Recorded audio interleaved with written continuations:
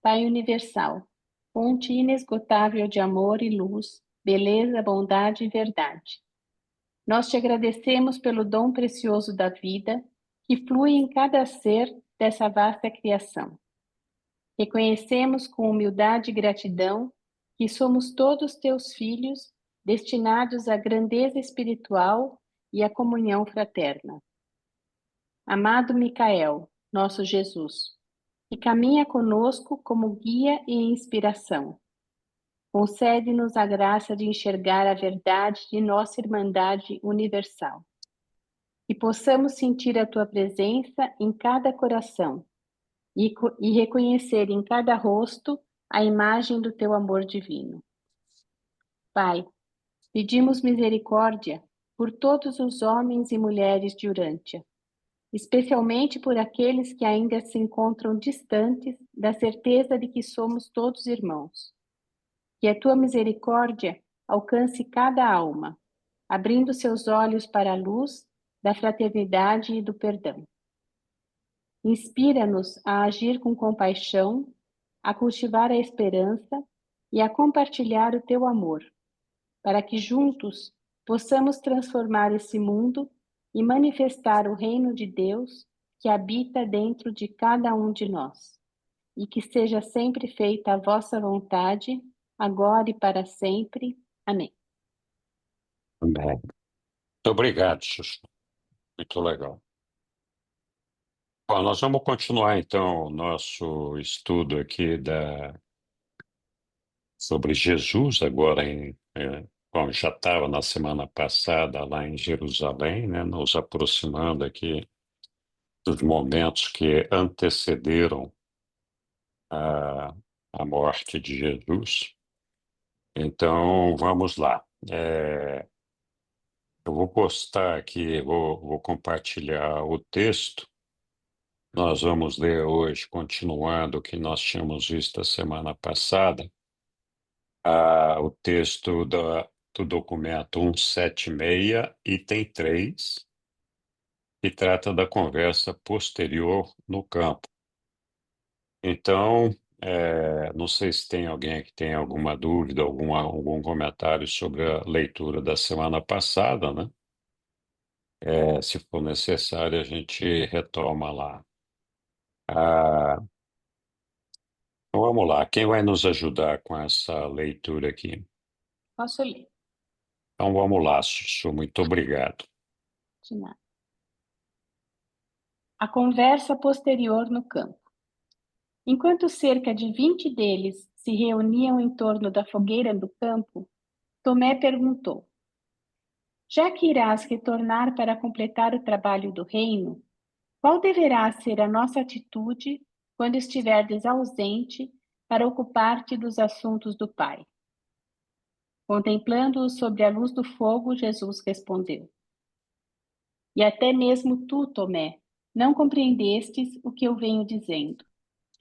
Não tenho eu ensinado a vós todo esse tempo que a vossa ligação com o reino é espiritual e individual? Uma questão totalmente de experiência pessoal com o Espírito, por meio da compreensão e pela fé de que todos vós sois filhos de Deus? O que mais posso dizer? A queda de nações, o colapso de impérios, a destruição de judeus descrentes, o fim de uma idade e mesmo o fim do mundo. O que essas coisas têm a ver com aquele que crê nesse evangelho e com aquele que guardou a sua vida na certeza do reino eterno? Vós, que sois conhecedores de Deus e acreditais no evangelho, já recebestes a certeza da vida eterna. Desde que vossas vidas tenham sido vividas no Espírito e para o Pai, nada pode causar preocupações sérias a vós.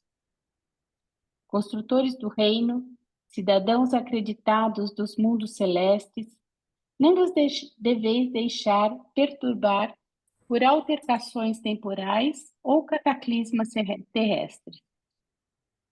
Em que vos importa a vós que credes nesse evangelho do reino, se caírem as nações, se terminarem as idades, ou se todas as coisas visíveis se colidirem, porquanto sabeis que a vossa vida é uma dádiva do Filho e que é eternamente segura no Pai, tendo vivido a vida temporal pela fé e tendo colhido os frutos do Espírito pela retidão do serviço e no amor dos vossos semelhantes, vós podeis olhar confiantes para o futuro do vosso próximo passo, na carreira eterna, com a mesma fé na sobrevivência que vos levou ao fim da vossa aventura primeira e terrena de filiação a Deus. Cada geração de crentes deveria continuar seu trabalho em vista do possível retorno do Filho do Homem, exatamente como todo indivíduo crente leva adiante o trabalho da sua vida em vista da inevitável e sempre iminente morte natural. Uma vez que tiverdes estabelecidos pela fé a vós próprios como filhos de Deus, nada mais importa no que diz respeito à certeza da sobrevivência. Mas não cometais erros. A fé na sobrevivência é uma fé viva e manifesta-se cada vez mais nos frutos do Espírito Divino que a inspirou, pela primeira vez, do fundo do coração humano. Já aceitastes a filiação ao reino celeste, uma vez, mas isso não vos irá salvar, se houver rejeição consciente e persistente da verdade, pois esta tem a ver com a fecundidade espiritual progressiva dos filhos de Deus na carne. Vós que estivestes comigo, cuidando dos assuntos do Pai na terra, deveis agora mesmo desertar o reino se achardes que não podeis amar o caminho de servir ao Pai, servindo à humanidade. Obrigado, Chuchu. O texto é um pouco longo, então a gente vai fazer uma pausa aqui para discutir o que foi lido nesses 3 primeiros parágrafos aí. E aí a gente não perde o foco das coisas importantes que estão contidas nesse documento. Muito bem, alguém quer se manifestar a respeito do documento que nós acabamos de ler? Muito boa noite àqueles que eu não havia cumprimentado ainda e obrigado por terem vindo. Oi, Flávio. Ah, assim, eu acho que esse texto, na verdade, se a gente conseguir, se nós pudermos ler todo dia, assim, pela manhã, eu acho que a gente passa o dia melhor, porque a questão da fé, né, e da nossa necessidade de ter uma segurança terrena, ela é constante, né? E a gente Amigão, E a gente se perde muito nisso, né? E termina, na verdade, não olhando para dentro e realmente acreditando, na verdade, tendo essa certeza, essa fé de uma continuidade depois da nossa passagem. Então, se a gente tiver um mínimo de fé, na verdade, eu acho que todo esse caminho fica bem mais facilitado, onde a gente vai perder o medo, né? Medo atávico da morte que todo mundo tem, por exemplo, que não deixa de ser, na verdade, um teste para nós, né, da nossa passagem, assim, aquela questão de, bom, ok, terminou nossa vida aí agora, quer dizer. Então, essa fé, na verdade, cega, assim, na certeza de uma vida, uma continuação da nossa vida, depois ela traz todo um alívio. Agora, isso tem que ser exercitado, né, e tem que ser, não só diariamente, mas a cada hora que a gente se lembrar disso, né? Isso dá um grande alívio realmente. As pessoas que têm muita fé são as pessoas bem tranquilas, né? Não são ansiosas, das poucas que eu conheço também, né? E eu acho que é esse o único caminho. É isso. Obrigado, Flávio. Você tocou num ponto muito legal, muito bom. Eu concordo em parte com o Flávio. Eu Ah, Eu acho que esse texto, dependendo da forma como você o leia, ele impõe uma régua muito alta a nós. Porque a primeira impressão que dá, sim, porque à medida que você ainda tem algum tipo de perturbação por esses problemas materiais, aí a impressão que dá é que, na verdade, a gente está... ainda falta muito, ainda falta cultivar muito essa fé, né?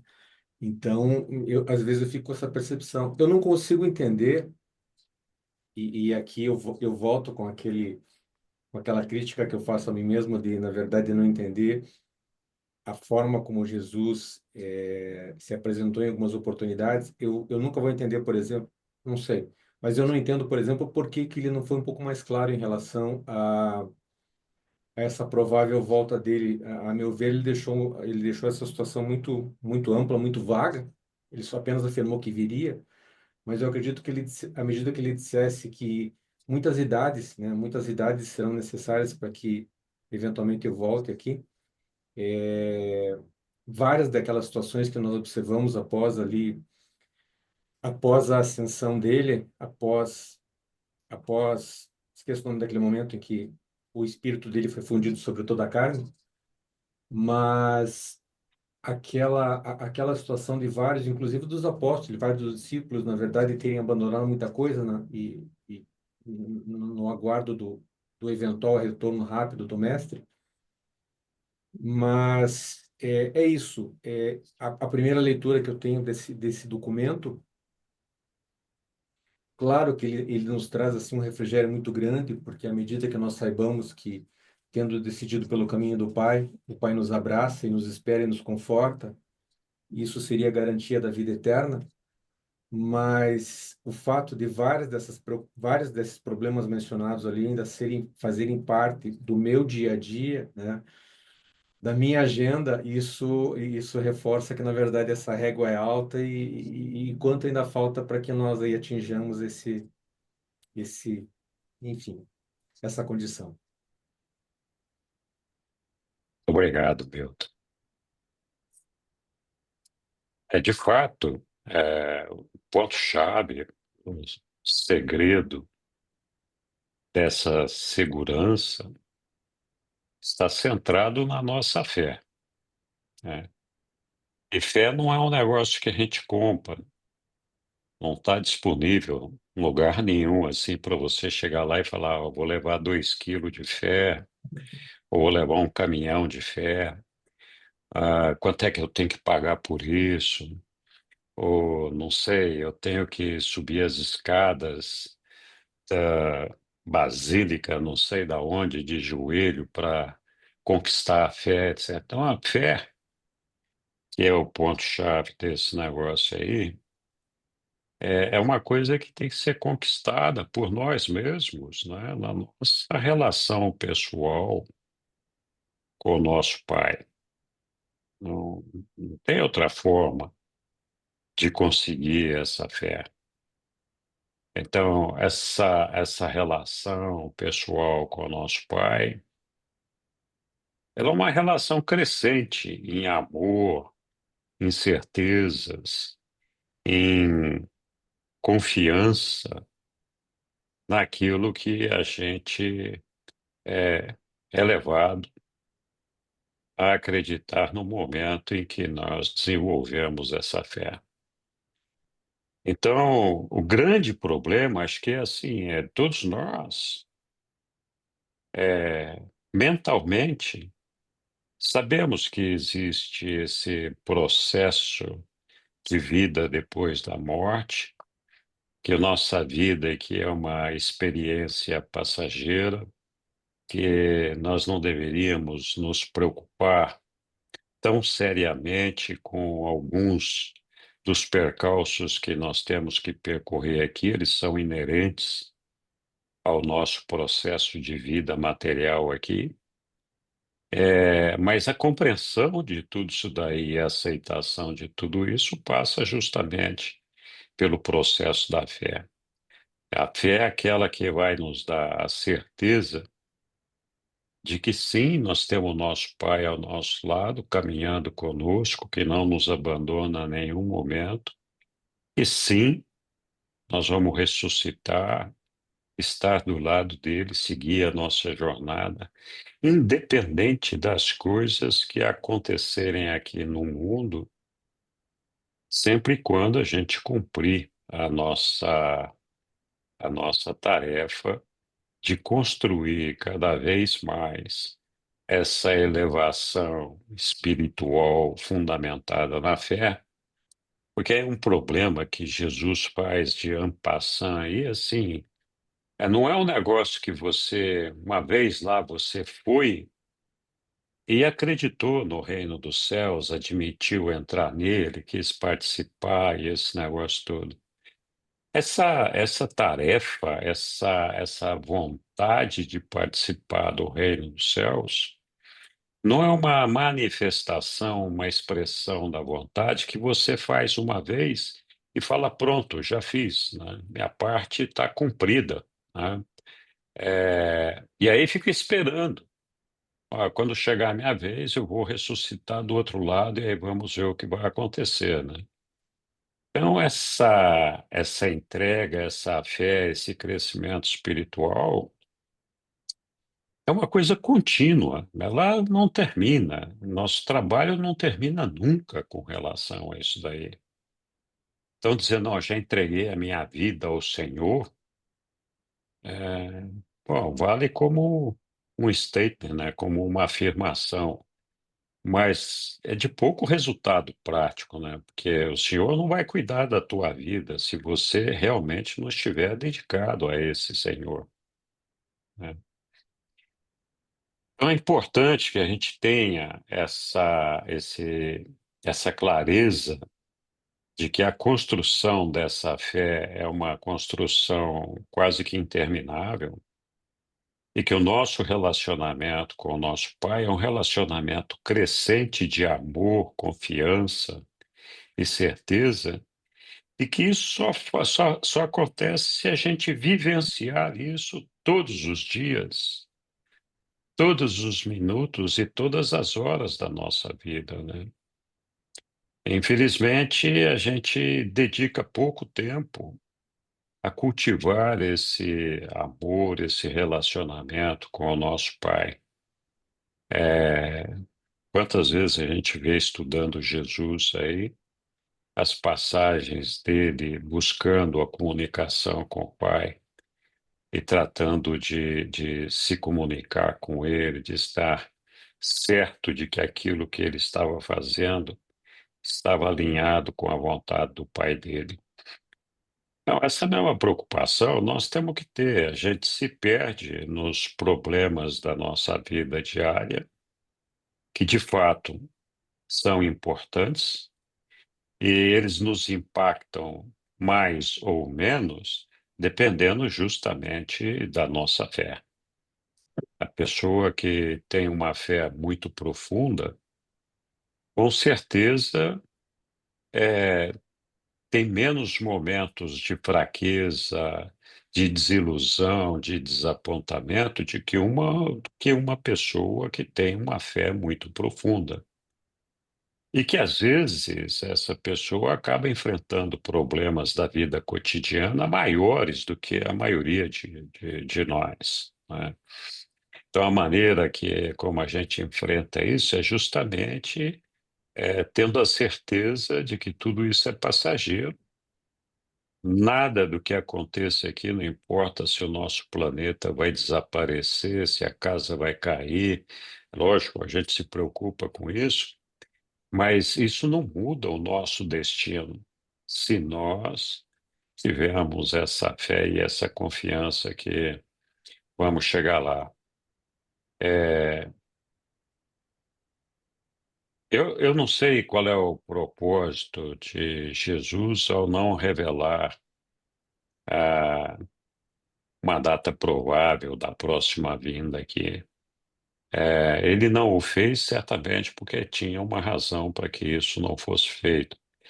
É, mas acho que, de fato, para os apóstolos, né, que distorceram tanto essa condição da volta dele aqui entre nós, é justamente por essa falta de fé, justamente por esse entendimento de que a gente tem que continuar neste mundo aqui, e para eles, aparentemente, era um negócio que, bom, como é que nós vamos fazer se você não estiver aqui, né? Então, na verdade, essa ligação com o nosso Pai, e Jesus, o nosso Micael, não deixa de ser o nosso Pai, essa ligação não requer a presença de um corpo físico, né? Essa presença do corpo físico só é uma exigência de Tomé para dizer, não, o cara existe mesmo, é de verdade, né? A gente pode perceber essa verdade no nosso coração, no nosso espírito, né? Então, eu imagino que para a fé desses indivíduos e de todos nós, não é relevante saber a data da chegada do Micael aqui, mas é meu ponto de vista. Eu acho que nos basta a afirmação de que um dia ele irá voltar, e provavelmente nós não vamos estar aqui no dia que ele voltar, nós vamos estar em algum outro lugar. Contudo, a gente vivencia com o Espírito da Verdade no dia a dia aí a presença do nosso amado Jesus e Micael dentro dos nossos corações. Muito bem, Chuchu, diga lá. Não, é só para colocar.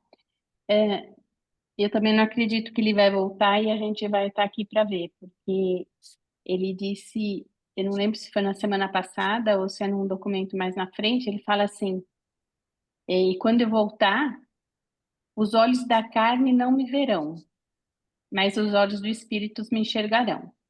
Ou seja, é, a gente não está preparado ainda para enxergá-lo, né? Eu acho que isso só vai acontecer mesmo em luz e vida, quando ele, como soberano, do nosso universo, viria aqui para esse planeta, para Orântia, quando a gente estivesse em luz e vida. Então, eu acredito que a vinda dele seria nesse momento. É, mas é claro que eu não posso ter certeza disso, porque eles falam que nem os anjos sabem quando ele vai voltar, mas que ele vai voltar. E talvez não uma só vez, ele vai voltar muitas vezes para cá. Em algum documento fala isso. Então, é, eu acho que a gente tem que estar preparado sempre, né? Como eu escrevi lá no chat, né? Como você está esperando em algum momento a vinda de uma visita muito importante, então você arruma a casa todo dia. Você deixa tudo arrumadinho, tudo bonitinho, esperando essa pessoa que vai chegar, né? Então, qual que é a casa? A casa é o nosso coração, é a nossa alma. Então, a gente tem que se arrumar todo dia, esperando essa vinda. Ainda que eu, no meu interior, tenha para mim que eu só vou encontrá-lo lá em Salvo. Então, não importa, eu vou encontrá-lo. É isso que é importante. Obrigada. Poxa, obrigado. Meu querido Aélio. Por favor, coloca lá o parágrafo 3. Sim, está lá. Eu penso que as contribuições até agora foram assertivas e eu concordo com todas elas. Mas a síntese, eu acho que está aqui no 3. Eu vou ler, lá no penúltima frase, e pode até ser a última também. Já aceitastes a filiação ao reino celeste uma vez. Ele estava falando para os apóstolos e para Tomé em particular, mas também está falando para cada um de nós. Mas, entretanto, todavia, isso não vos irá salvar. Então, ter fé na existência do reino e determinar que quer participar dele não é suficiente para garantir uma salvação. E ele diz: se houver rejeição consciente e persistente da verdade, ou seja, isso é condicional.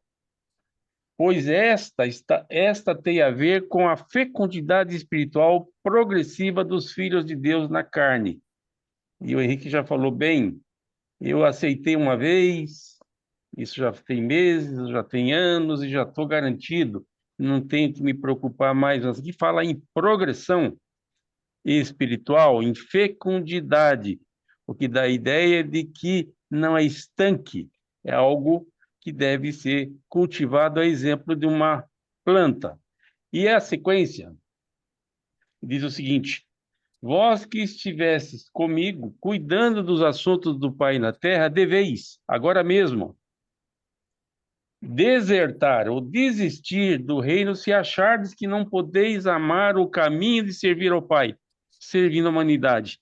Ou seja, está aqui uma condição adicional, que é servir, não apenas aceitar o evangelho, mas esse evangelho tem que ser a razão de existir e que tem prosperar e gerar frutos, salvo melhor juízo. Grato.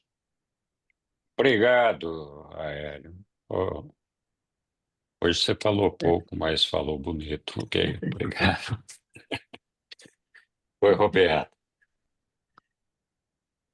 Boa noite, pessoal. Olha, É, eu quero concordar com todos. que E bom.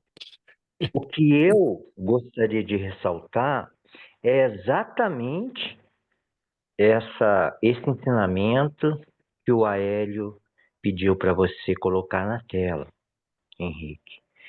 E, com outras palavras, eu quero dizer o que você falou, Flávio, o Aélio também. Mas você pode colocar o parágrafo Claro, 3? claro, posso sim. Está lá, o parágrafo 3. Então, é exatamente o que o Aélio falou, que já aceitaste a filiação ao reino celeste, mas isso não vos irá salvar se houver rejeição consciente e persistente da verdade, pois essa tem a ver com a fecundidade espiritual progressiva dos filhos de Deus na carne. Então, a minha interpretação disso é a sua, Henrique. A gente entra no reino dos céus, a gente se determina a tudo, mas é um caminho. É um caminho.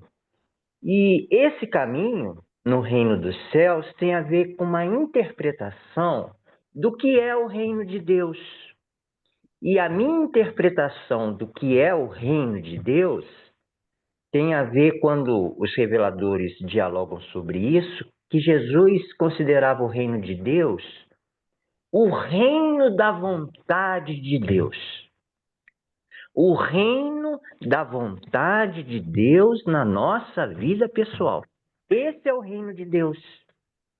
Então, ele é um relacionamento eterno. Por quê? A todo momento nós temos vontades. Nós temos vontades do que a gente vai pensar, falar, fazer, da onde a gente vai estar. E a todo momento a gente tem a vontade do nosso eu individual e a gente pode questionar, mas qual é a vontade de Deus para mim aqui e agora? A todo momento você pode fazer essa pergunta e buscar que reine na sua vida a vontade de Deus que vive no coração da sua alma. Então, é uma constante. E como diz nesse parágrafo, se você constantemente está renunciando, ou vamos dizer assim, se constantemente a vontade do seu eu individual, seja que a vontade do seu Deus, Deus único em você, seja feita, você vai viver uma fecundidade espiritual progressiva, como diz aí, dos filhos de Deus na carne. Por quê? Porque Deus é espírito. Deus é uma pessoa espiritual. Então, se você chega ao ponto de querer muito conhecer a vontade sutil daquela presença espiritual no coração divino da sua alma, isso é uma constante, eternamente. Eu estou dizendo com outras palavras O que, de certa maneira, você disse, Henrique, que é uma relação constante e eterna de amor e do nosso desejo de fazer a vontade de Deus. E eu concluo com uma afirmação do próprio livro de Urântia, que reforça essa interpretação que o reino de Deus é o reino da vontade de Deus na nossa vida pessoal e no nosso eu individual. É uma afirmação que eu creio que está no documento 105 ou 106, quando ele fala da deidade e da realidade, ele termina dizendo que a nossa vida, a nossa viagem no infinito e na infinitude, o passaporte é a vontade de Deus. Então eu creio que eternamente nós, enquanto pessoas individuais, em todas as circunstâncias, podemos estar sempre buscando perceber a vontade do infinito e optando por fazer a vontade do infinito na nossa vida pessoal. É eterno, é maravilhoso e é uma relação de amor, né? Quando a gente ama uma pessoa, a gente se esforça para conhecer as vontades da pessoa amada e fazê-la. Então a gente pode estar eternamente amando a Deus nesse sentido. Pai grandioso, Pai maravilhoso, Mãe divina, eu tenho minhas vontades, mas o Senhor é tão sábio, tão grande. Então eu quero conhecer a sua vontade para mim e fazê-la, que eu acho que vai dar tudo certo. A gente pode estar sempre com essa adoração pessoa maravilhosa dele.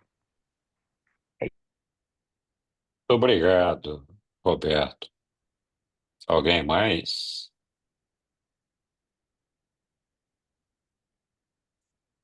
Eu queria destacar aqui que esse relacionamento nosso com o nosso pai, porque a gente sempre fala assim, onde é que eu estou, né, nesse relacionamento? Eu, de fato, tenho uma relação de amor, de lealdade, de adoração com o meu pai,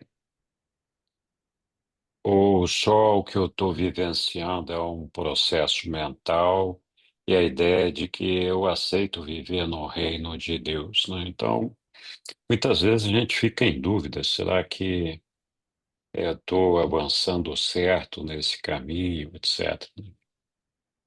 Então, eu destaquei ali no final do parágrafo terceiro, vocês devem ter visto lá, é, que a nossa vida, a nossa relação com o nosso Pai tem que ser exatamente como foi a de Jesus com o Pai dele. Talvez a gente não consiga alcançar isto neste momento. Por isso que nós temos uma extensão, possibilidade de uma extensão do nosso período de provas. Mas o fato é que a nossa relação com o nosso Pai, ela se mostra cada vez mais verdadeira e acertada quando nós desejamos servir ao nosso Pai e servir aos nossos irmãos. Então, essa luta de serviço, de entrega ao nosso Pai, de entrega aos nossos irmãos, é que mostra a proximidade que nós temos com relação à fé que nós podemos ter no nosso Pai. O amor, relacionamento de amor e lealdade que nós temos com o nosso Pai. Então, se nós temos dificuldade de servir ao nosso Pai, aos nossos irmãos, talvez a nossa fé não esteja tão forte assim. Eu, coincidentemente, estive estudando e tivemos até fazendo uma revisão de alguns documentos aí do grupo de estudos, daqueles do WhatsApp, e E aí aparece uma série de coisas super interessantes. Nós estávamos revisando os documentos 19 e os documentos 20, né? Que falam bastante das autotorgas, da relação de amor do Deus, do Pai, do universo local conosco e tudo mais, né? Então, uma das coisas importantes que a gente tem é a nossa dificuldade de viver a experiência cósmica dentro da ótica do reino de Deus. Então, a experiência cósmica, a realidade cósmica, ela, ela abrange uma porção de coisas. A gente pode pensar, quando fala em cosmos, exclusivamente de planetas, estrelas, sóis, etc. É isso também. Mas o cosmos é um organismo vivo, onde cada um de nós nos encaixamos nesse organismo vivo como uma parte, como uma célula de um corpo vivo, né? Então, a maneira da gente começar a entender as realidades do nosso Pai é nós percebermos que o nosso mundo não é o único mundo habitado, existem outros mundos habitados. Nós não somos a última bolacha do pacote. Assim como cada um de nós individualmente também não é a última bolacha do pacote. Nós nos enganamos muito com relação, justamente por não ter essa visão cósmica da realidade de Deus, com relação à nossa origem. Muito de nós acredita que nós viemos de uma planta, viemos de um bicho, viemos de outras vidas e vidas no passado, etc. Outros não sabem o que nós estamos fazendo aqui. Estamos pagando pecados, pagando karmas, pagando não sei o quê. O nosso destino, a gente vai voltar não sei quantos milhões de vezes para corrigir os nossos problemas, etc., né? Então, essa distorção, essa falta de visão dessa realidade cósmica, que tem um, um panorama que representa o todo, que faz com que a gente tenha percepções erradas, não só da nossa origem, propósito e destino, mas também com relação ao julgamento e o nosso relacionamento com os nossos irmãos. Essa falta dessa visão cósmica faz com que a gente tenha uma percepção equivocada das pessoas. Nós achamos, nós avaliamos cada pessoa que se aproxima de nós por aquilo que nós somos, aquilo que nós gostaríamos que aquela pessoa fosse. E o universo tem 7 trilhões de mundos, né? E esse é o cosmos, com 7 trilhões de mundos. O nosso mundo tem hoje aproximadamente 8 bilhões de habitantes, né? Não sei quantos já morreram, não sei quantos mais ainda vão surgir. Mas imagina 7 trilhões de mundos habitados de forma parecida com o nosso, né? E não existe em nenhum desses mundos. No nosso, não existe no nosso, e não existe em nenhum desses mundos uma pessoa igual a nós. Não existe uma réplica de nenhum de nós. Então, quando a gente faz essa conta, né, o Henrique é um cara que representa dentro desse cosmos, essa célula. Ele tem um número, ele é o 0,0000. Esse zero se perde na infinitude, e aí lá no finalzinho aparece o número 1. Então eu sou essa insignificância desse 0,00 reticências 1. Então alguém poderia dizer, bom, então não tem importância nenhuma nesse negócio. O fato é que todos nós temos uma importância dentro desse organismo vivo, desse cosmos.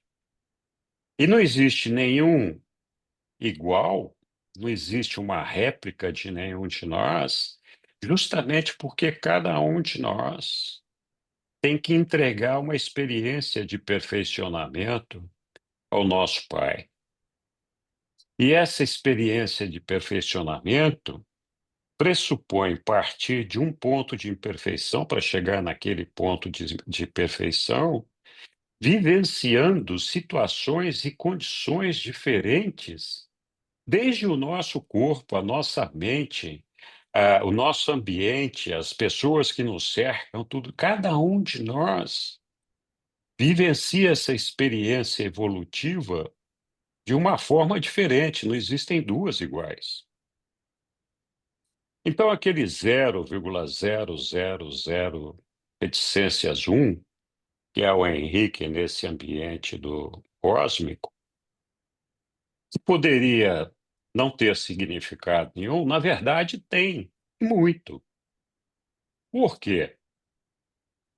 A gente deveria olhar para o reino do nosso Pai, para esse cosmos, imaginando ele analogamente como se fosse um quebra-cabeças gigantesco. Tenha milhões de peças. Cada pecinha somos um de nós, né? E o que nós estamos fazendo é completando esse quebra-cabeça. A gente está montando ali, cada pecinha tem o seu lugar certo. A gente vai colocando aquelas pecinhas ali, elas vão se encaixando, vão montando e desenhando aquela gravura, aquela pintura, aquele quadro que está proposto para aquele exercício. E vamos dizer que essa fosse a perfeição de Deus, que esse quadro simbolizasse a construção do Ser Supremo, o Ser Experiencial Supremo, que estaria completo só quando esse quebra-cabeças, esse quadro, estivesse completo.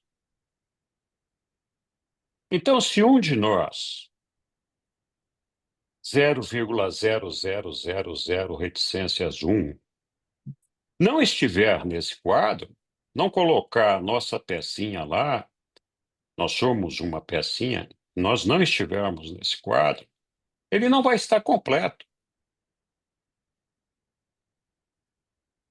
Então, esse é o ponto-chave do negócio. Se esse quadro não está completo, significa que aquela pessoa, aquela pecinha que desapareceu, sumiu ou não quis fazer parte daquele quadro ali, comprometeu a totalidade daquele negócio ali. E não existe uma réplica dessa pessoa, como eu já falei. Não existe dois Henriques. Se o Henrique falhar, Deus não faz outro Henrique para fazer aquilo que o Henrique tinha que fazer. Então, como é que a gente resolve esse problema? Então, os reveladores nos contam que a solução desse problema é muito demorada e complexa, porque ela exige que todas as outras pecinhas, todos os elementos do quadro, de alguma forma possam prover uma parcela de contribuição que vá cobrir a deficiência, a falta que foi deixada por aquele ser que não se fez presente ali naquele quadro. Então, existe todo um processo de ajustamento que envolve, inclusive, a cada um de nós, para que esse espaço seja preenchido. Então, quando nós olhamos para os nossos irmãos e nós temos dificuldade de compreendê-los, nós temos dificuldade de amá-los, é porque a gente não tem essa visão cósmica, que a gente não tem a aceitação dessa diversidade que nos é colocada pelo nosso Pai, onde cada um de nós tem uma missão e um processo a ser cumprido. Então a gente sempre tem preconceitos, prevenções, pré-julgamentos sobre as pessoas, e Jesus fala: olha, é preciso você conhecer, você tem que conhecer a pessoa para entender qual é o papel dela nesse cosmos e por que que ela age de determinada forma. Evidentemente, muitos de nós sendo imperfeitos, ou todos nós sendo imperfeitos, cometemos inúmeros erros nessa jornada. Mas tem uma razão para a gente ter nascido brasileiro, tem uma razão para a gente ter nascido português, tem uma razão para a gente ter nascido em Orante, tem uma razão para a gente estar no universo de Nébano, tem uma razão para a gente ter entrado numa determinada família. Então, se nós nos preocuparmos em conhecer melhor a todos os nossos semelhantes e aceitarmos a possibilidade dessa diversidade, entendendo que nós não podemos obrigar ninguém a ser como nós gostaríamos que fosse. Eu vou mais longe aqui, não é que nós não podemos obrigar ninguém. Quando nós tentamos fazer isso, nós estamos comprometendo a vontade do Pai, o desejo do Pai, o plano que foi traçado pelo Pai. Ele criou aquela pessoa daquela forma porque aquela pessoa tem um serviço para entregar para ele. Se eu quero modificar a maneira de ser daquela pessoa, eu estou me intrometendo no plano do Pai. Estou sabotando esse plano. É por isso esse discurso todo foi para tentar explicar a importância que a gente tem de servir ao nosso Pai. E a maneira de fazer isso é servindo aos nossos irmãos. É muito difícil a gente se relacionar com todas as pessoas num primeiro momento. E às vezes até em momentos longos, demorados, a gente continua tendo dificuldade. Mas à medida que a gente vai conhecendo as pessoas, a gente consegue entender as deficiências, as fraquezas, a ignorância daquela pessoa, mas aprende também os pontos fortes. Ao fazer isso, nós podemos claramente vislumbrar de que maneira nós podemos ajudar aquela pessoa a superar as suas deficiências, os seus pontos fracos, através do amor do nosso Pai, pela reflexão da luz do nosso Pai, pela certeza da sobrevivência, pela felicidade da nossa vida aqui na Terra, apesar de todas as dificuldades. Então, essa parte do serviço ao nosso Pai, o serviço aos nossos irmãos, é fundamental para o crescimento desse relacionamento amoroso com o nosso Pai, com essa lealdade com o nosso Pai, e cada vez mais aumentar a nossa fé, porque ao conhecer esse mecanismo, nós cada vez mais nos apaixonamos pelo nosso Pai. Nós conseguimos vislumbrar a grandeza dele, a grandeza do plano dele, e as coisas maravilhosas que ele fez por nós, continua fazendo e coloca à nossa disposição todos os dias. Se a gente ficar focado no problema do carro que teve o acidente, ou furou o pneu, ou, enfim, a gente ficar focado exclusivamente nisso, não que a gente não tenha que se preocupar com essas coisas, isso não pode dominar as nossas vidas. Quando isso acontece, a gente sobra pouco tempo para a gente amar a Deus, amar aos nossos irmãos e servir a Deus e servir aos nossos irmãos. Em contrapartida, quando a gente serve a Deus, serve aos nossos irmãos, nós temos uma facilidade danada de lidar com os problemas do dia a dia. Porque a gente sabe que eles são transitórios. E ao invés de enxergá-lo simplesmente como um problema, a gente busca extrair desses desafios o aprendizado que nós podemos ter com aquela experiência. Desculpe, falei demais aqui. Muito bem.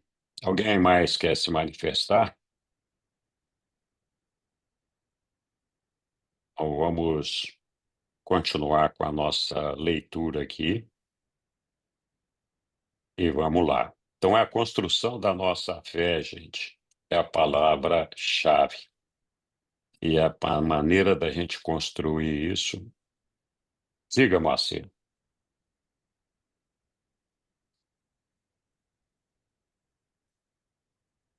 Seu microfone está fechado, Moacir? Muito bem, desculpe. Gostei muito do que você falou agora, Henrique. Eu tenho muita dúvida, como todos nós, né? Eu queria só, eu queria entender o seguinte, Henrique. Uma vez eu já falei isso e fui contestado. E nós estamos contidos nesse sistema? Nós fazemos parte desse sistema? Ou somos alguma coisa fora desses sistemas que nós temos que ter essa tal fé que você tanto falou e que muita gente fala, para que nós possamos dar entrada nesse sistema. Então, ou dar entrada, ou nós fazemos parte já desse sistema. Se nós fazemos parte já desse sistema, eu acho que não tem que ter dúvida. É deixar correr, fazer as coisas que nós estamos fazendo aqui, que temos que fazer como cristãos, ou seja lá de que religião for, né? Mas eu queria que você falasse alguma coisa com relação a esse fato que eu estou nominando agora. Nós fazemos parte desse sistema? Oi, Moacir. Olha, nós somos parte do cosmos. Nós somos parte desse organismo vivo gigantesco. Se a gente pudesse fazer uma analogia, a gente diria o seguinte: olha, esse organismo vivo gigantesco, nós poderíamos chamar do corpo do Supremo. O Supremo está evoluindo dentro desse ambiente, dessas condições que estão estabelecidas, que envolvem os 7 superuniversos, o universo central, em toda aquela história lá. Então, o Supremo está vivenciando a experiência desses 7 trilhões de mundos, de cada um dos seus habitantes, de cada um de nós. Então, nós poderíamos dizer que cada um de nós somos uma porção, uma fração do Supremo, assim como o ajustador do pensamento é uma fração do nosso Pai. Então, a somatória de todos nós, de todas as nossas experiências, é que ajudam a construir o Supremo. Então, a resposta, se nós estamos inseridos nisso que você chamou de sistema, que na verdade é o cosmos como um todo e principalmente o universo mestre, para este caso, é sim, nós fazemos parte disso. Deus nos colocou nesse ambiente, mas Ele nos colocou ignorantes, Ele nos colocou sem um conhecimento prévio de todas essas coisas, mas Ele está ali ao nosso lado, a cada dia, tentando se revelar para cada um de nós, para que a gente possa enxergar esse cosmos, enxergar esse meio no qual nós estamos inseridos, do qual nós não somos dono e onde a nossa vontade não prevalece. Onde prevalece é a vontade do nosso Pai. Nós temos uma mania de achar que nós somos melhor do que todo mundo. A gente sempre é o bambambam, é o mocinho que tem a máscara do Zorro e todo esse negócio, né? Então, respondendo então, sim, nós fazemos parte desse sistema, mas nós temos que descobrir e aprender isso. Não existe uma receita de bolo, não existe uma fórmula mágica. Qualquer ser humano, independente da sua raça, cor, sexo, condição social, financeira, cultural, etc, etc, etc, é capaz de encontrar a Deus. O cara que mora embaixo da ponte, não tem nem direito o que comer todo dia, não tem estudo nenhum, é completamente ignorante, muitas vezes pode estar muito mais próximo de Deus do que nós, porque essa proximidade com Deus, ela está no nosso coração, está na nossa alma, na nossa fé e no serviço aos nossos irmãos. Então, a gente tem que aprender a cultivar isso. A gente tem que aprender a desenvolver isso. É evidente que a facilidade de um processo mental como esse que nós estamos exercendo aqui, de receber essas informações, podem contribuir para que a gente desenvolva isso, mas só vai contribuir do ponto de vista de razão. Não vai fazer com que a gente se apaixone pelo nosso pai, porque nós tivemos ciência disso daí. Deveria nos iluminar, nos acender, para que a gente pudesse, então, se aproximar cada vez do nosso pai. Oi, Caio. Só queria adicionar aqui que, sim, a gente faz parte desse sistema e tudo, só que o nosso livre-arbítrio, ele é soberano, tá? Então, no fim das contas, cabe a nós e todos os seres que vivem na parte experiencial do universo fazer as escolhas e a sua escolha, usando as ferramentas que foram dadas ou emprestadas, a mente, a personalidade, né, os seus atributos, eles são soberanos sobre o seu destino. Então, depende da gente, tá? E a possibilidade do mal, ele deriva desse livre-arbítrio. Então, assim como a gente vê lá na Rebelião de Lúcifer, apesar de aquilo ser sabido, que a longo prazo é o mal, né?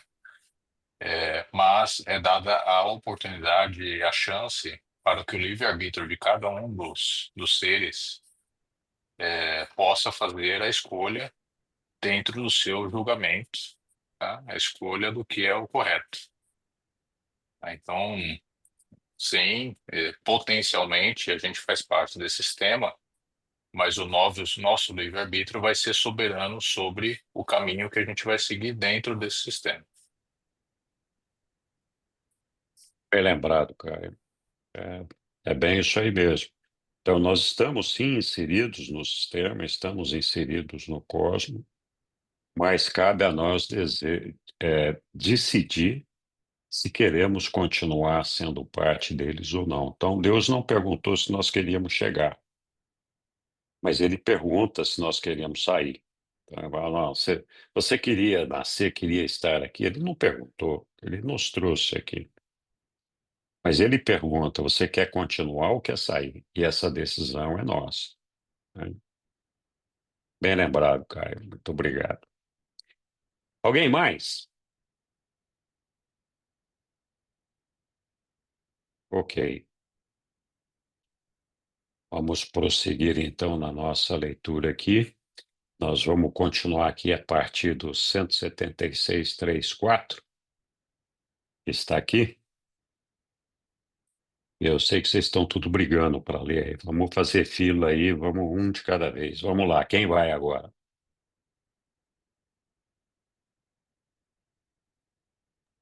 Eu Ninguém posso, pegou? Ah, eu então posso. vamos. Vamos lá. Deixa eu ajeitar. Obrigado. Enquanto indivíduos e Isso. como e como uma geração de crentes, escutai-me contar uma parábola. Havia um certo homem, um certo grande homem, que antes de sair para uma longa viagem a um outro país, chamou seus servos de confiança diante de si e passou às mãos deles todos os seus bens. A um ele deu 5 talentos, deu 2 ao outro, e ainda a um outro deu 1 talento.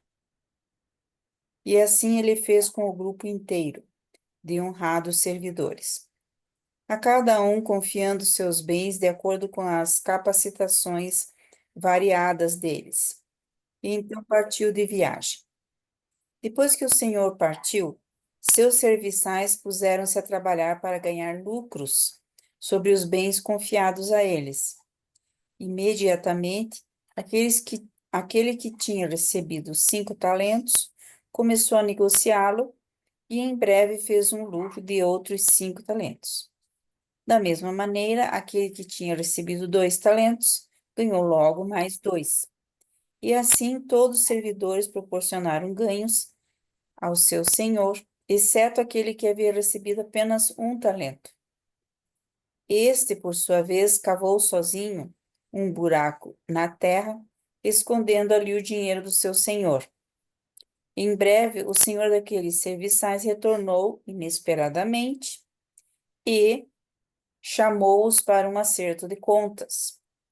Quando todos se encontravam diante do seu senhor, aquele que havia recebido 5 talentos adiantou-se com o dinheiro que lhe havia sido confiado e trouxe ainda 5 talentos mais, dizendo: Senhor, me deste 5 talentos para investir, e eu estou muito contente de apresentar 5 outros talentos como ganho meu.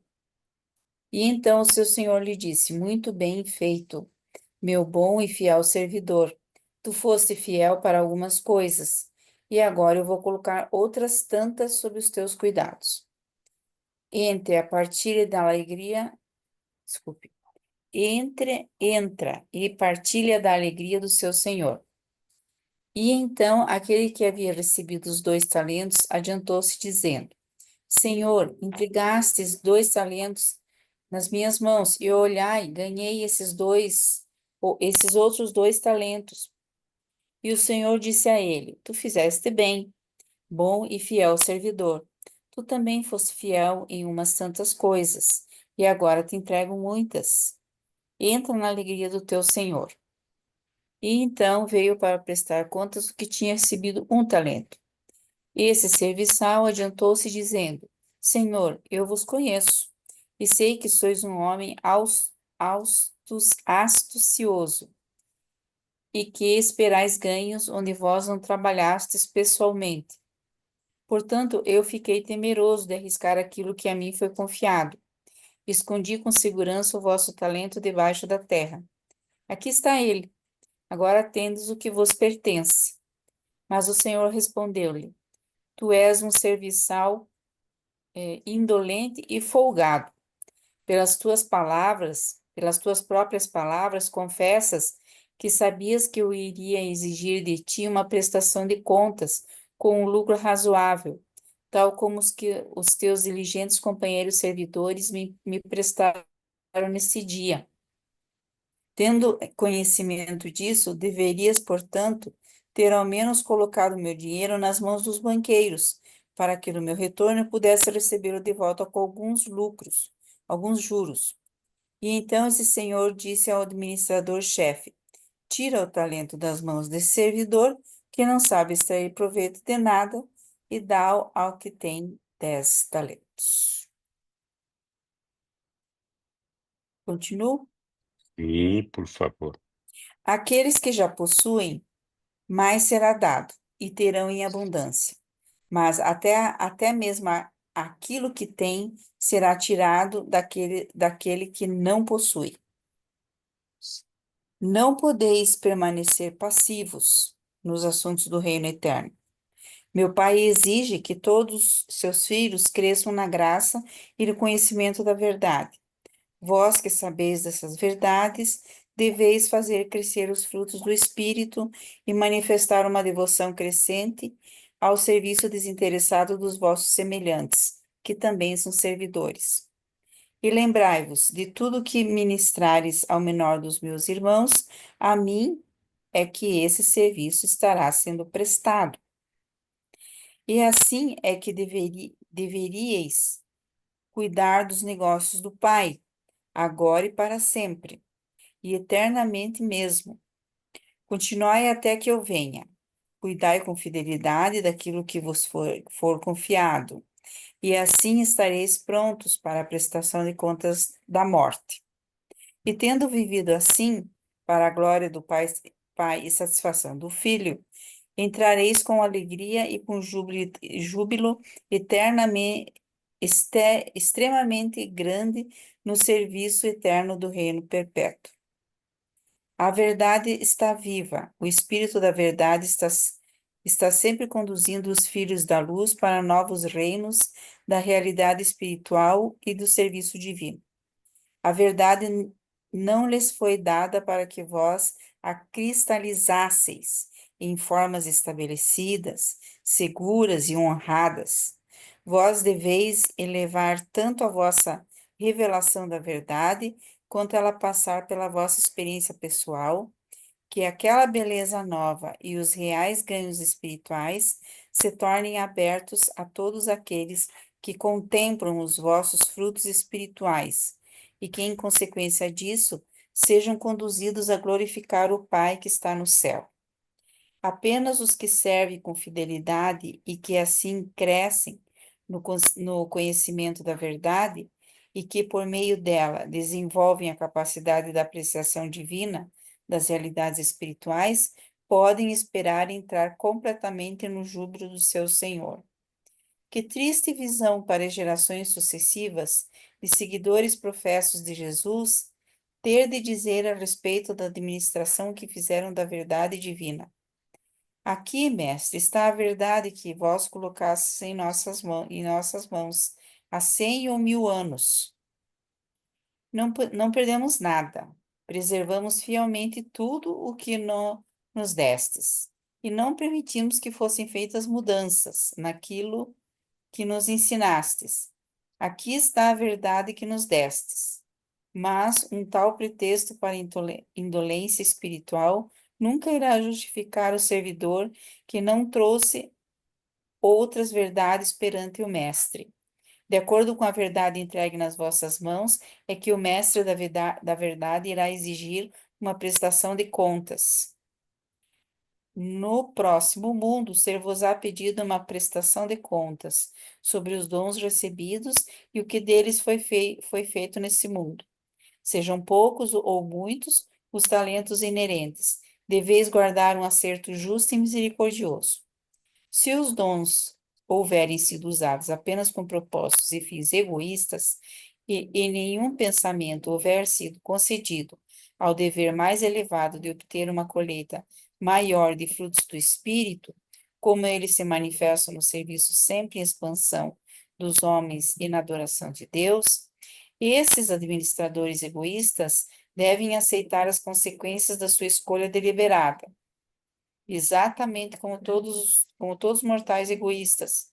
Foi aquele servidor infiel com um único talento, pois jogou a culpa da sua própria preguiça no seu senhor, e muito propenso a pôr a culpa nos outros.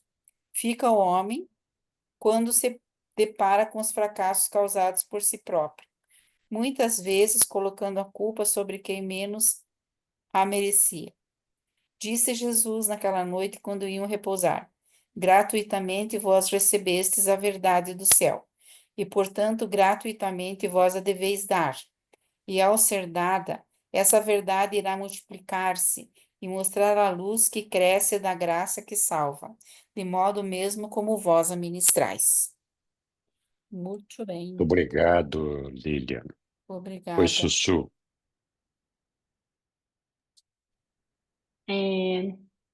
Quando eu li esse documento hoje de manhã, que eu estava lendo, aí eu fiquei pensando em duas coisas, na verdade, que me fizeram pensar mais, que é acho que é o 1737, alguma coisa assim, que fala que a gente tem que ele faz uma analogia, né, entre a parábola dos talentos com a verdade que a gente recebe. E aí eu pensei no livro de Urântia. A gente recebeu o livro de Urântia. O que é certo fazer? É você pegar o livro de Urântia e preservar tudo que tem lá dentro, lá, eu acho que sim, né? Todo o conteúdo dele, sem, sem acrescentar nada, né? Ou, já que esse livro é para 1000 anos, e em 1000 anos muitas coisas acontecem, né? E uma coisa que vale para hoje pode não valer daqui a 100 anos e pode não valer daqui a 200 anos, quanto mais daqui a 1000 anos. Qual que é a nossa... O que a gente tem que fazer com essa verdade que nos foi entregue? Então, essa é a minha primeira pergunta. A segunda eu vou fazer depois. Tá bom. Show. Então, a gente pode sim comparar os ensinamentos do livro de Urântia a talentos que nos foram dados. Então, os ensinamentos que estão contidos no livro de Urântia, eles provocam em cada um de nós uma semeadura. E dependendo da qualidade do terreno onde essa semeadura aconteceu, e o terreno, nesse caso, somos nós, essa semeadura vai florescer e vai produzir frutos, os frutos do Espírito. Então a gente vai encontrar de toda sorte de atitudes com relação a isso que nós estamos aprendendo aí. Então vai ter aquele que recebeu um só talento, enterrou, guardou o livro num cofre e deixou ele bonitinho lá, não chegou nem a estragar as páginas dele para folhear, né? Diferente de alguns que rabiscaram, escreveram, de tanto manusear até rasgou, né? Então, então você pode sim ler o livro, receber o livro, ler o livro, ou não, guardá-lo numa estante, deixar lá, e não aconteceu nada. Ou,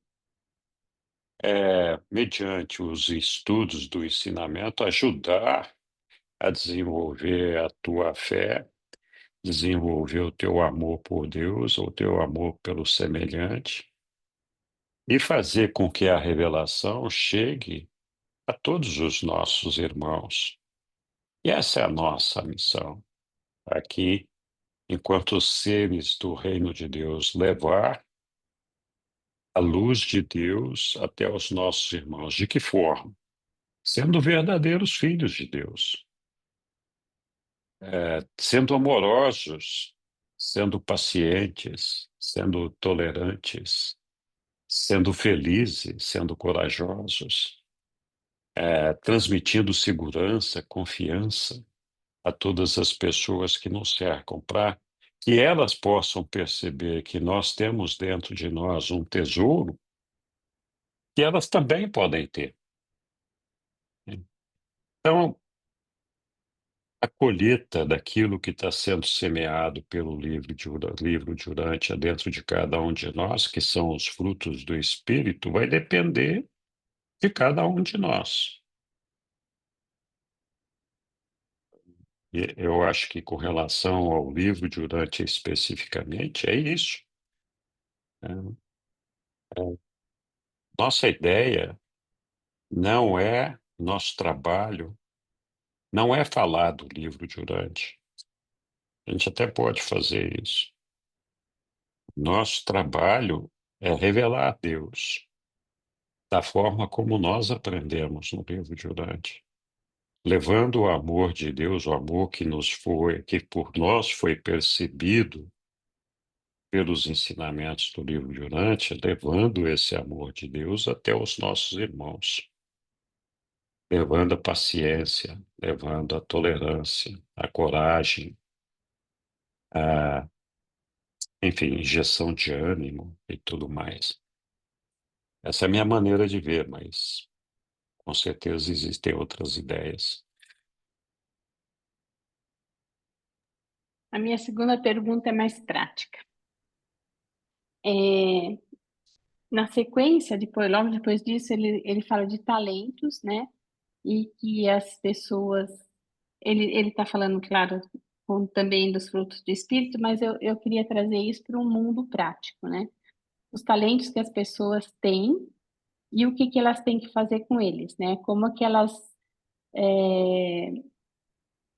como que elas devem agir. Então, por exemplo, um pintor, um, um escritor, sei lá, uma pessoa que tem facilidade para costura, uma pessoa que tem facilidade. Bom, N talentos que a pessoa possa ter, né? Qualquer um de nós tenhamos.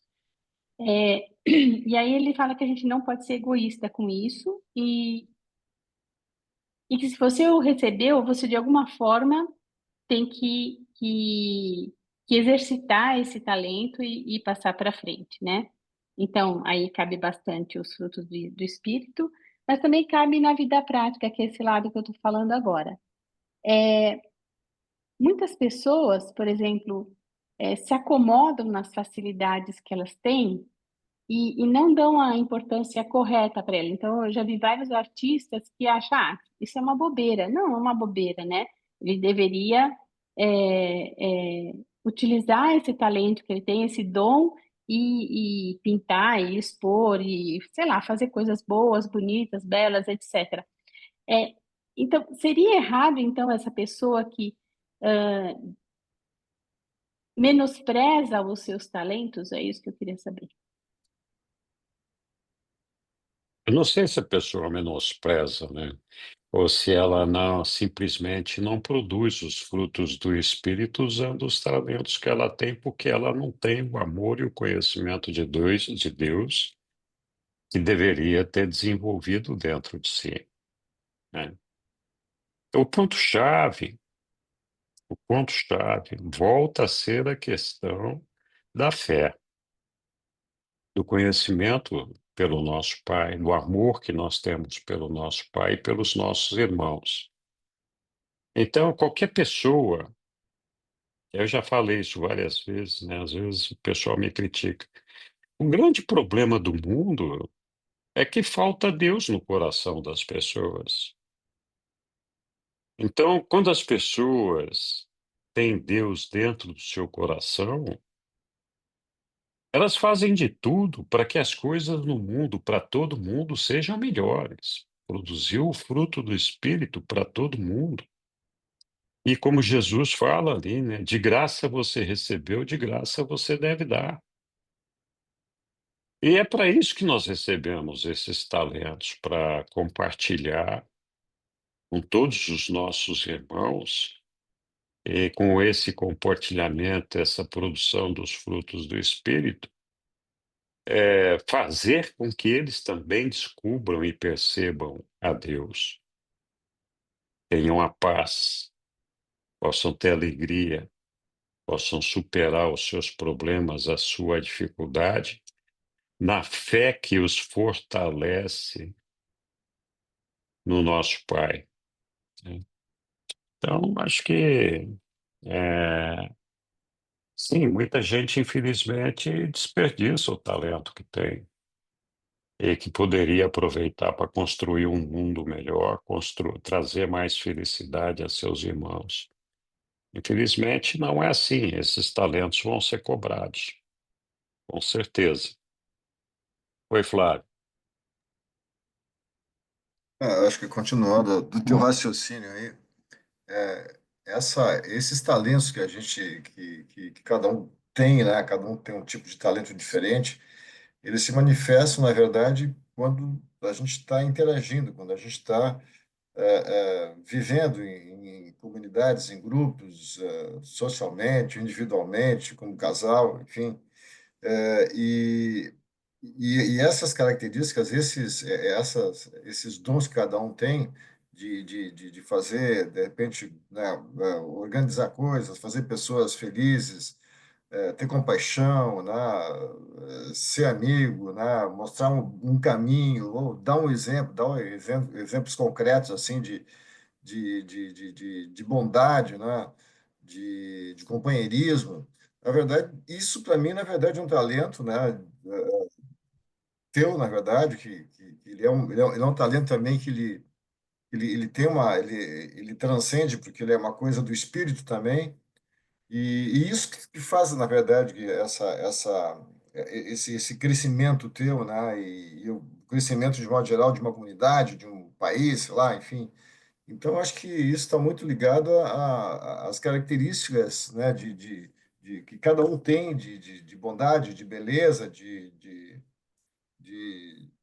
de qualidades assim que tu pode somar para ajudar teu próximo. Isso é o objetivo, né? É tu, na verdade, tentar ajudar teu próximo, né? Auxiliar, que é onde vai crescer a irmandade, né? Porque assim, ó, viver uma vida contemplativa aqui na Terra também, né? Tu só meditando, adorando, tu não está cumprindo tua função, né? Então, as tuas tarefas, na verdade, né?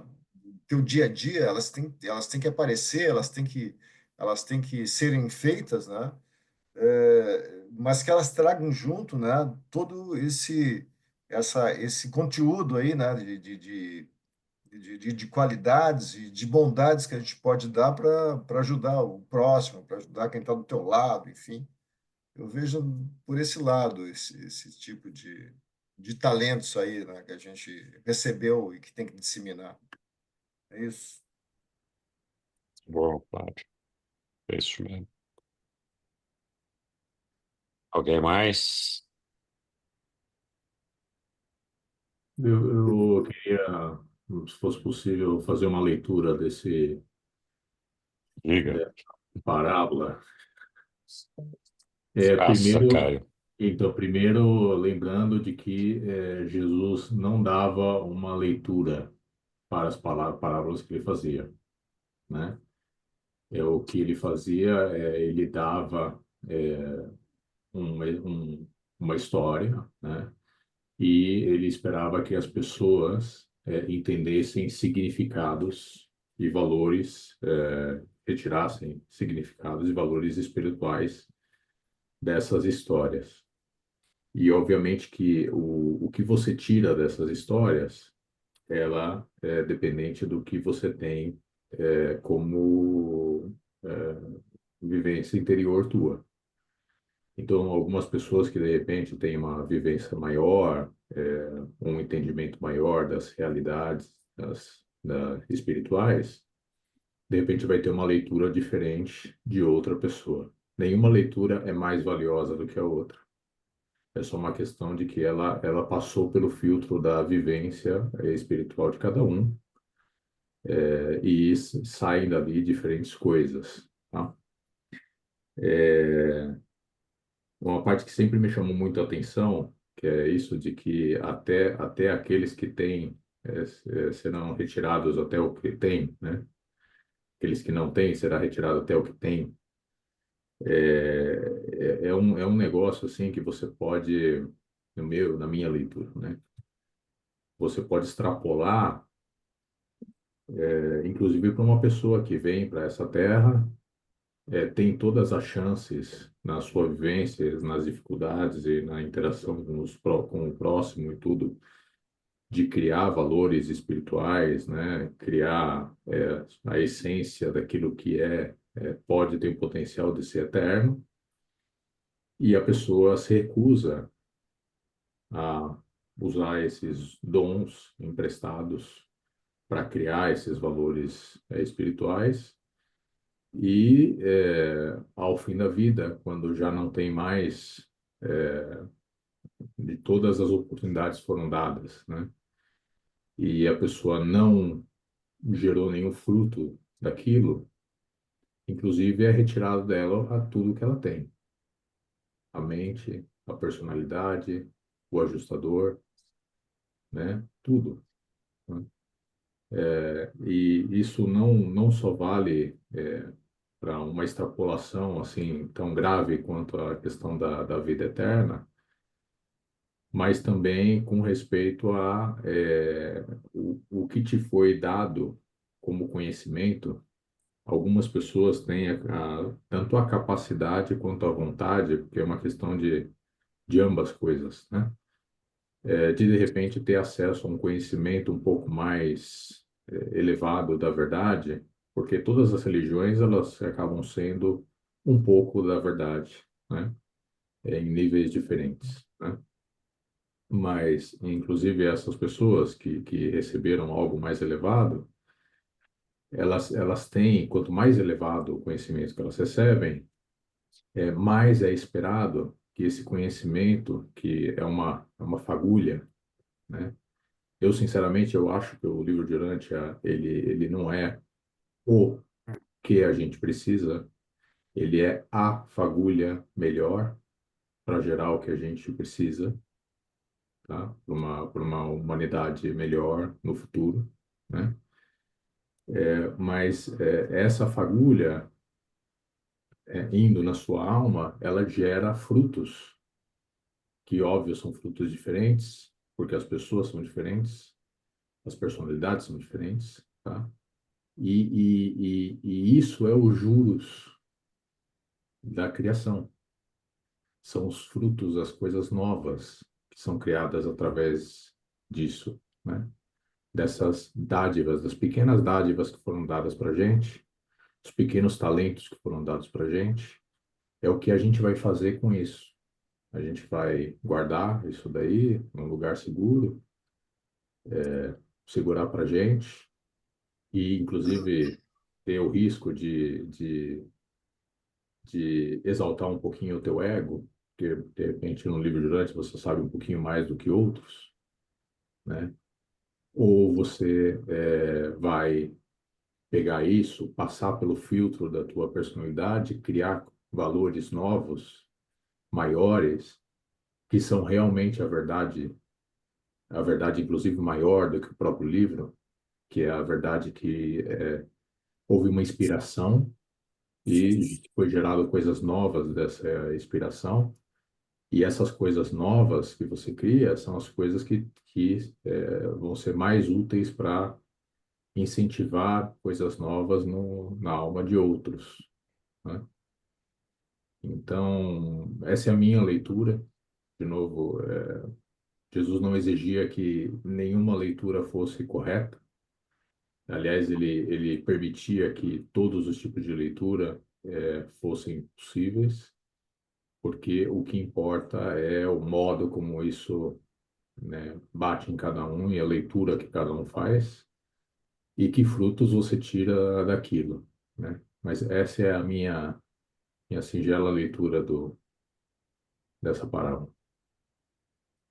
Bom, Caio, boa leitura dele. Obrigado. Foi a Hélio. Então, A minha internet está instável, eu tô caindo o tempo todo. É possível que enquanto eu estiver falando, caia de novo. Portanto, eu não pude ouvir na inteireza o que foi comentado pelos membros aqui do grupo. Mas a mim, em particular, confesso que fiquei muito desconfortável, extremamente desconfortável, porque tomei para mim mesmo. Fiquei até pensando o seguinte: tomara que eu não tenha recebido talento nenhum, porque eu não estou produzindo nada. Eu estou quase torcendo que eu esteja na lista dos deserdados, porque se efetivamente eu receber algum talento, eu estou em falta. Mas vamos lá, para a parábola, começando pela parábola. Um recebeu 5 talentos e produziu outros 5. Isso representa 100% de performance, 100% de ganho, 100% de rendimento. O outro recebeu 2 e entregou mais 2, de novo, 100% de performance, 100% de rendimento. A rigor, o primeiro e o segundo produziram bem a partir do que receberam. Eles têm uma performance igual. Então, a questão toda não tem a ver com os dois primeiros, a questão toda tem a ver com o último, que recebeu apenas um talento. Em tese, ele, se produzisse mais um, ele teria performance igual aos demais. Então, já no bojo da parábola, já gera uma pergunta, mas escute, como assim? Como assim? Porque vários textos que foram lidos dizem o seguinte: preservar a verdade, sem contaminá-la e sem permitir adulteração.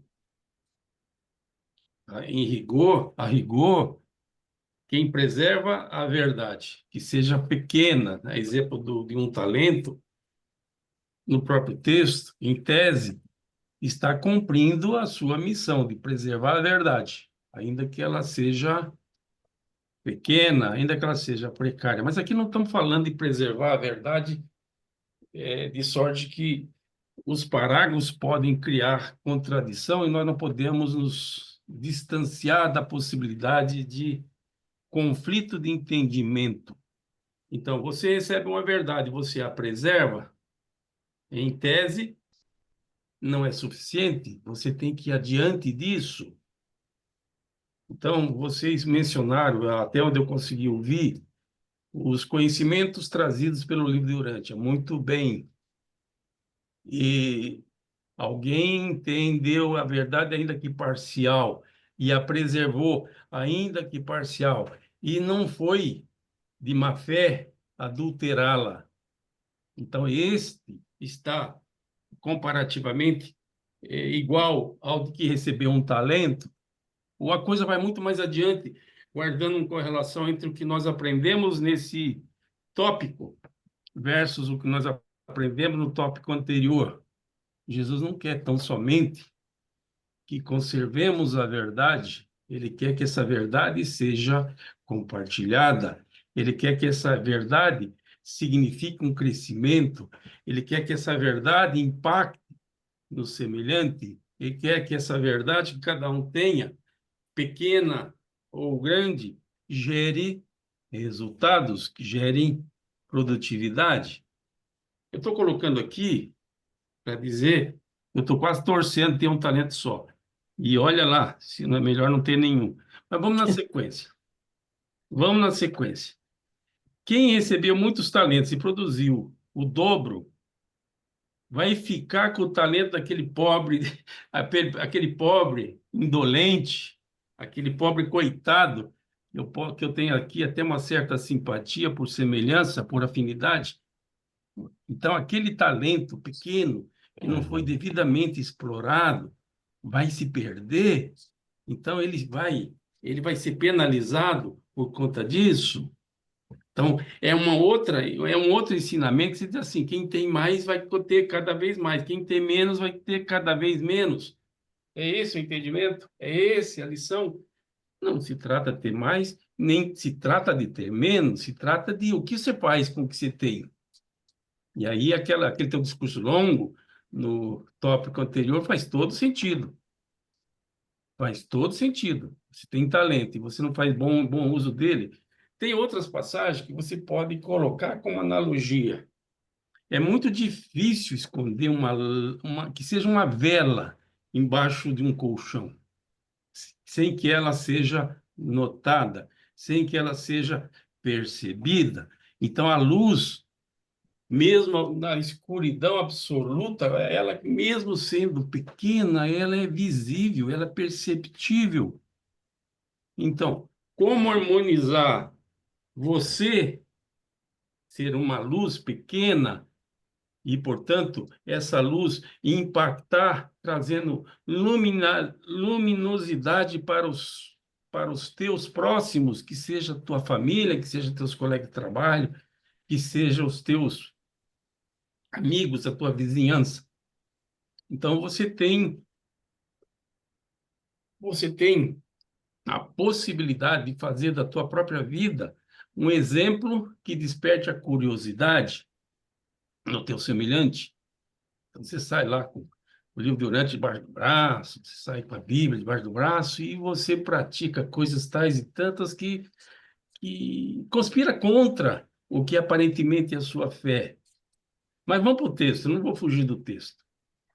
Então, como que é isso? Aqui é uma convocação. Eu não quero de vocês que vocês se tornem apenas melhores, que preservem o conhecimento. Eu quero que vocês vão muito adiante disso. É esse o aprendizado ou tem um outro aprendizado que me escapou? Mas o fato é que eu fiquei desconfortável. Eu aqui no autoavaliação, eu estou dizendo, achando que meus talentos são pequenos e assim mesmo eu não prospero. Grato. Obrigado, Aélio. Está se cobrando bastante, hein? Mas tá bom, muito obrigado. Oi, Roberto.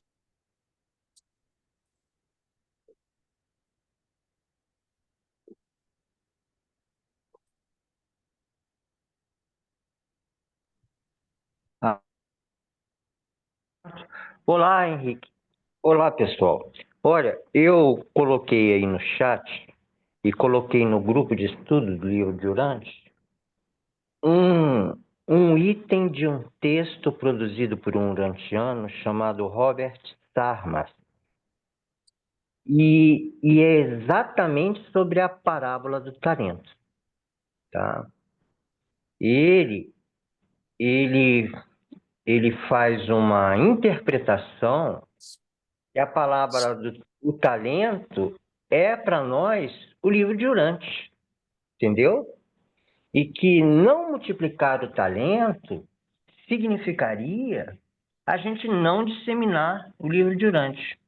Então, eu vou ler, né? Ele faz duas citações e nesse item, a revelação é um talento que devemos multiplicar. Eu coloquei lá no grupo.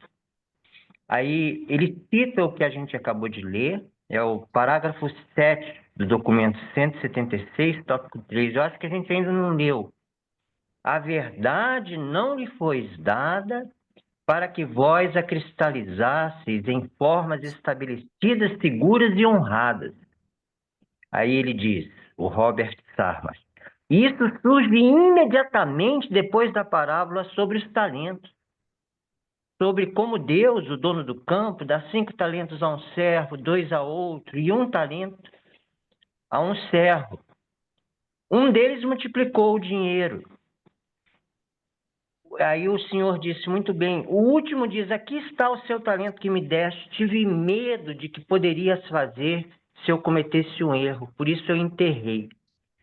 Aí, nesse mesmo parágrafo, o 7 do tópico 3 do 176, ele diz, que triste a visão para gerações sucessivas dos seguidores professos de Jesus dizerem a respeito da administração que fizeram da vontade divina.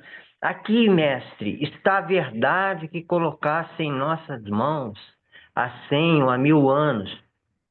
O livro de Urântia. Não perdemos, preservamos fielmente tudo que nos deste. Então, é muito interessante o que esse urantiano diz. Ele tenta analisar por que não está havendo uma grande disseminação do livro de Urântia. E ele tem outras ideias, que algumas coisas que a gente acredita que o ensinamento é para daqui a 1000 anos e tudo isso pode estar atrasando e que a gente pode estar cometendo esse erro. Se o livro de Urântia é um talento e a gente não está disseminando ele, a gente pode estar em falta. É isso que esse puxão de orelha que eu dou na minha própria orelha já grande e que me incomoda também, como incomodou o irmão Aélio. Essa possibilidade que a gente não está multiplicando esse talento do livro de Urântia como a gente poderia fazê-lo. Obrigado, Roberto. Olha, eu queria fazer alguns comentários aqui sobre a questão da divulgação do livro de Urântia. É claro, é fundamental, a gente pode, sim, e deve divulgar o livro Jurante. Mas o nosso trabalho, aquele que vai produzir resultado, é a nossa vivência pessoal dos ensinamentos do livro de Urante, ou seja, tudo aquilo que nós aprendemos ali, a gente vivenciar junto aos nossos irmãos. Nós não precisamos falar do livro de Urante para que as pessoas possam descobrir a presença de Deus em nós ou perceber que tem alguma coisa diferente. Eventualmente, algum vai até perguntar e a gente vai ajudar. Ó, é aqui que você vai achar o fio da meada. Então, sim, se possível, vamos divulgar o livro de Urântia, mas mais importante que isso é vivenciar os seus ensinamentos. E a maneira de vivenciar isso é servindo aos nossos irmãos, né? Esse é meu ponto de vista com relação a esse assunto. Eu, quando conheci o livro de Urântia, imagino que não é muito diferente do que aconteceu com a maioria dos leitores novos. Eu fiquei tão entusiasmado, eu queria falar do livro de Urântia para todo mundo. E eu falava tanto e estava tão focado nesse negócio aí, que eu virei o chato de galocha da turma, né? A turma ficava até, pô, tá bem esse cara de novo, falando de um livro, um monte de abobrinha, não sei de onde ele tira essas coisas malucas que ele está falando aí. Então, com o passar dos anos, eu percebi que dava mais resultado a minha atitude pessoal com cada uma das pessoas que me cercam do que exatamente estar falando o tempo todo do livro de Urante. Bom, veja bem, eu não estou dizendo que a gente não deve falar do livro de Urante. Eu acho que o ponto-chave é a gente vivenciar esses ensinamentos. Existem muitas teorias sobre a maneira como o livro de Urântia deveria ser divulgado. Teorias essas que já ocasionaram cisões, conflitos e até separações em grupos de estudo. O próprio fórum, quando se separou da fundação, é um exemplo disso. A Irmandade, o livro de Urântia, Brotherhood, é justamente pela crítica de como deveria ser divulgado o livro, né? Então, para algumas pessoas, por exemplo, esse ensinamento, a maneira de transmitir, a velocidade com que os ensinamentos têm que alcançar as pessoas é por contágio. É um trabalho boca a boca, tete a tete, ombro a ombro. Se a gente sair divulgando, por exemplo, o livro de Urântia na televisão, nos outdoors, nós vamos gerar um grupo interessantíssimo de pessoas que vão se interessar pelo livro de Urântia e desejar lê-lo. Mas eu tenho certeza que a gente vai encontrar um grupo, possivelmente milhares de vezes maior, prontos para criticar o livro de Urântia sem saber do que se trata. Então é assim, não jogueis as pérolas aos porcos, né? A gente tem que contagiar as pessoas que nos cercam e trazê-las para dentro de nós. Os reveladores falam do mandato de publicação, na verdade, não os reveladores, mas a fundação publica o, o mandato de publicação lá, que é alvo de controvérsia também, mas ali eles falam o seguinte: olha, a velocidade é suicídio. Nós temos que fazer como Jesus fez, vamos devagar. Nós temos que olhar para a vida de Jesus e aprender com os ensinamentos dele. Casualmente, hoje eu estava preparando um documento que eu vou ter que mostrar lá em abril na escola Urante, e estava falando da preparação dos apóstolos ali em Betsaida, antes da partida deles ali, quando se reuniu, depois daquela tarde monumental, em que aconteceram todos aqueles milagres, onde 600 e não sei quantas pessoas ficaram curadas e todo esse negócio. Foi feito um acampamento ali que durou por 5 meses, né? E durante esses 5 meses, qual era o trabalho dos apóstolos e de Jesus ali? Estou citando isso só como um exemplo da disseminação dos ensinamentos. Eles montaram uma escola para formar discípulos. E essa escola tinha aproximadamente 100 membros, estudantes. E tinha lá os apóstolos, Jesus, etc., que eram lá os instrutores. E a filosofia, a metodologia da escola era assim, de aprender e fazer, colocar em ação. Então, o que que eles faziam? O que eles discutiam entre eles lá, os estudantes e os instrutores, na parte da manhã, os discípulos tinham que pregar para a população na parte da tarde, que tinha lá uma população gigantesca ali no acampamento ali. Então, assim, de manhã eles aprendiam o que que era, e à tarde pregavam o que tinham que pregar. Então, o importante era justamente fazer com que as pessoas mostrassem que tinham entendido aquilo que foi ensinado a elas e que elas fossem capazes de levar a palavra de Deus a todas as pessoas que o cercavam. Então, o nosso trabalho, se a gente observar a maneira como Jesus desenvolveu o trabalho dele aqui em Urântia, e admitindo que o mandato de publicação tenha seu pano de fundo correto, eles dizem: olha, vocês têm que ir devagar, presta suicídio, veja o que aconteceu com Lúcifer, e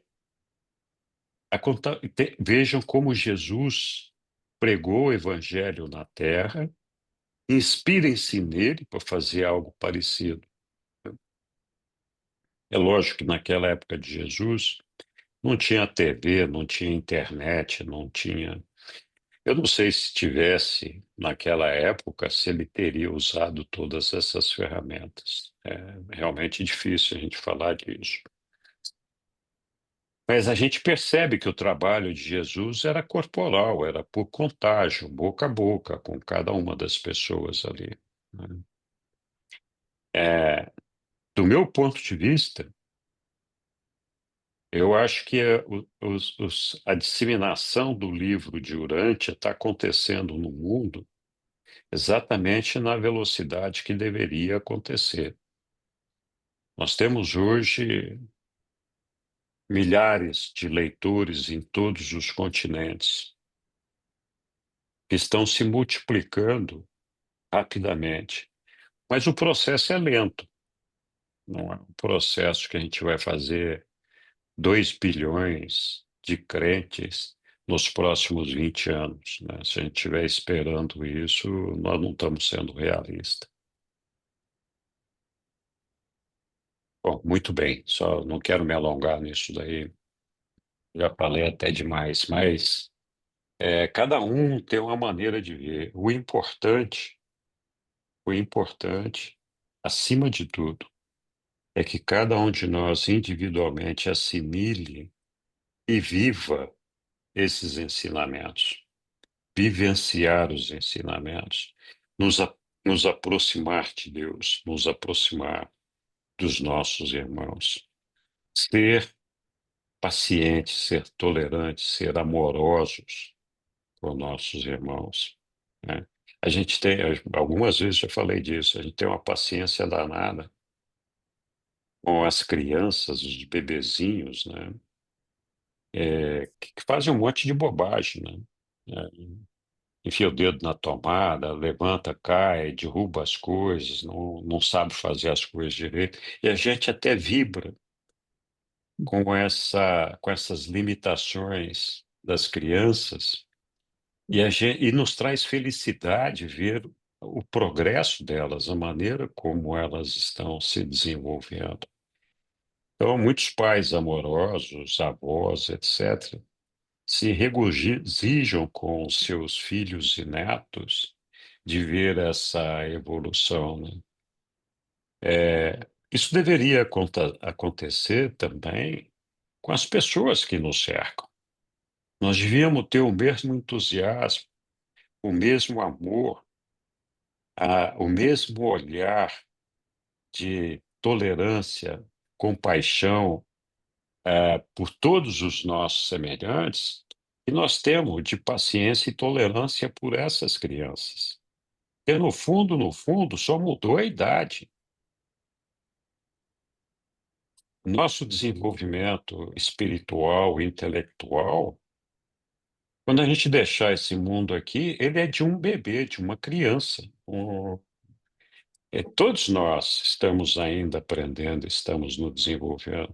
Alguns somos mais ignorantes, outros menos ignorantes. Alguns mais evoluídos, outros menos evoluídos. Mas a verdade é que todos nós temos dificuldades, temos defeitos, temos coisas por melhorar. Por isso que nós estamos nesse processo de perfeccionamento, senão a gente já estaria morando em Avona, não estaria morando aqui, né? Então, com relação à disseminação do livro de Urântia, sim, é um trabalho que demanda um exercício grande de paciência, de tolerância, de perseverança, de contato, de disseminação, etc., né? Então, cabe a cada um de nós encontrar a maneira certa de fazer isso. Mas eu sou partidário da ideia de que andar mais rápido do que a sociedade, do que o homem pode alcançar, pode ser o suicídio, pode ser o desapontamento, pode ser a derrota. Então, temos que ir com calma, na minha opinião. Mas pode ser que muitos não concordem com isso, como eu sei que tem, né? Tem, inclusive, alguns vídeos de alguns estudantes é, muito bons do livro de Urântia, que falam que nós estamos patinando no mesmo lugar porque nós somos incompetentes, né? E citam uma série de razões, né? Então, é, eu acho louvável, né? Mas, bom, se nós estamos patinando, alguém tem que fazer alguma coisa diferente para fazer a coisa andar. Quem sabe começando com essas pessoas que acham que a gente tem que correr mais, né? Isso aí. Mas, enfim. Muito bem, pessoal.